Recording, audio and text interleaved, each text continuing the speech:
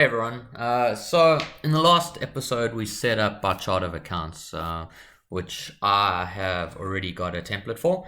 And now what we're going to do is we're going to go into the general ledger and start setting up things such as the financial dimensions and the account structure. So really, before we set this up, you really need to understand, this is really critical that you understand the key aspects of the business you're setting up for before you can do this effectively. So if we want to look at this example that I'm utilizing, we've got three companies. So we've got Kudu over here. We've then got JMT Properties. And we've got Murdoch. Okay. So Kudu over here is the head office, if you will. So Kudu owns a percentage of both those companies. What Kudu does is it's consulting, but it also does shared services. So what those shared services are, they consist of financial services, operations, sales, marketing, human resources, and payroll. So what Kudu does is it actually provides these shared services over here to JMT Properties for a fee. It also provides those shared services to Murdoch for a fee. Then what happens is Murdoch has a bunch of franchises all across Australia. So in Victoria, in QLD, in New South Wales, Western Australia, Northern Territory, and Tasmania. Okay. So what Murdoch does is it provides photography services throughout Australia. What JMT does is it manages properties throughout Australia. Again, the same element. It has states: Victoria, Queensland, New South Wales, Tasmania, Northern Territory, and I've forgotten ACT. Some people are going to be upset. There we go. Okay, so what this means then is if we look at when we want to do our reporting on these companies from an overarching perspective, we want to know how much money we are earning and spending within each one of those states. So that would be financial dimension number one. Okay? FinDem 1 equals state. Okay? Then what we also wanted to know is we want to know from Kudu how much money is Kudu making from the shared services it provides to JMT Properties and Murdoch. This way we can kind of keep those costs in line. We can make sure that they're efficient. We can then also report that if there's an equity share related to those shared services, or we can then also discuss service level agreements, all sorts of elements. So financial dimension 2 would be department. Ultimately, those shared services consist of, like I said, finance, sales, marketing, HR, payroll, and IT services. So that's a department. So those departments will then provide those services to the other companies and then make money for the management and the running of those companies. So how do we set this up in practice? So we've got two financial dimensions. First one's estate, second one's department. So if we go into an AX, we can set up departments, and then what we'll do is set up states and then link it to an account structure. So let's do that. So we'll go into AX, we'll go to general ledger, we'll go into setup, we'll then scroll all the way down to organization and departments. We now have to create these departments. So we're going to create, I just want to confirm, I'm in JMT. Let's switch to Kudu.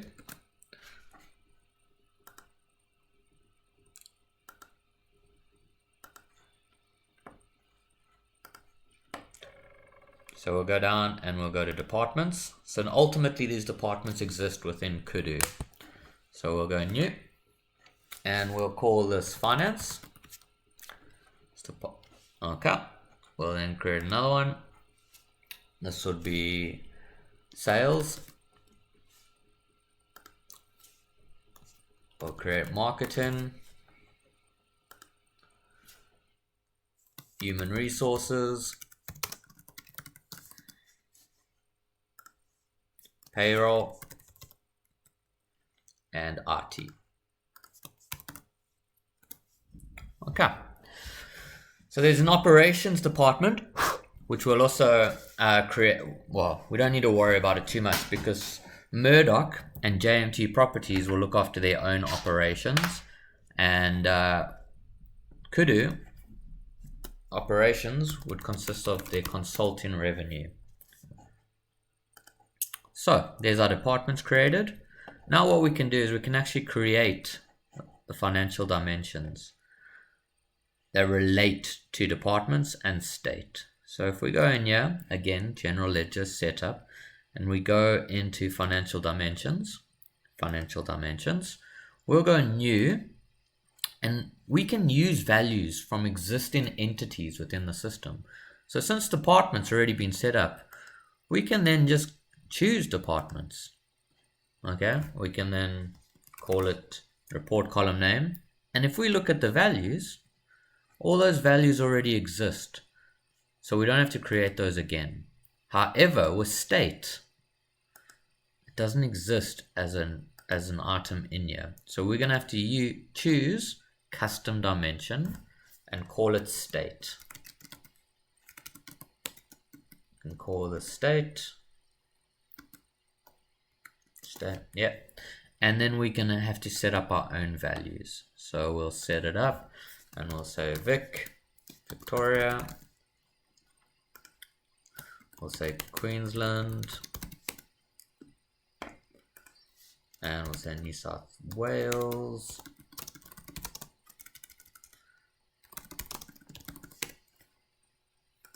we'll also say Tasmania,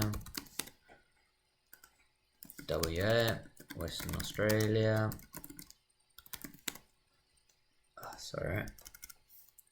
Australia, and we'll put in Southern Australia or South Australia.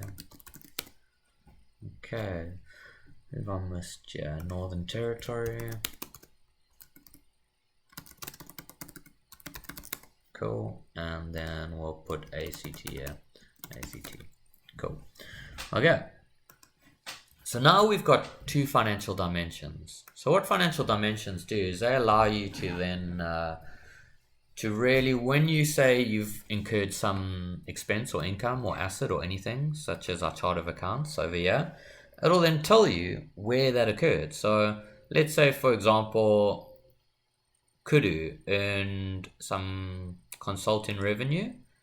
I'll then put it in. I wouldn't need to put in a department, or I could put in the department of consulting, and I could put in the state that we made that revenue. So let's say I made $1,000 for Kudu.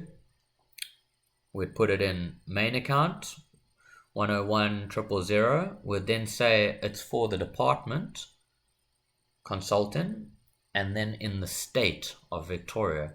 And this way, if we wanted to group the total of our revenue by state, we can do that. So at the end of the fiscal year or the end of the month, and we want to know how much revenue Victoria made, we can do that. If we wanted to know how much money Queensland made, we can do that. If we wanted to know how much Google AdWords we spent within the marketing department for Northern Territory, we can do that. So it's a really good way of categorizing and segmenting your financial data. So, however, you need to set it up so that the account structure complies with this. So let's do that now. We'll go back into AX. Okay. And we'll go again, general ledger, setup, and we'll go within here, chart of accounts, configure account structures. Okay, and we'll create a new account structure. So again, I'm going to call it standard. So all of these will be standard, and as the business grows, we may become more complex and use different elements. So let's just call this the standard one, and we're going to add the main account. So this is very small. What that says though is all values, and we can add a segment. We're going to say state, Okay, all values. If you actually go in here, you can say allow blanks if it's not a mandatory dimension. So we always want to know what state it is, but we don't want to make it mandatory just yet. We mainly operate in Victoria, so when we get bigger, we'll make that mandatory. But for now, we'll allow people to put it in blank, and same thing with department. So let's do that. We'll say allow blanks. Actually, let's not do that. Problem is then people will just put blanks. So what we're going to say here is every main account you enter has to have a state and a department put against it. We can now validate and we can activate. This now means our account structure is active, and it means anytime a financial transaction occurs, the state as well as the department will have to be filled out. So that's it for configuring account structures and financial dimensions from a very basic business use case. As the business grows, you may become more complex, but as a basic structure, this should serve you just fine. That's all for now. Speak soon. Ciao.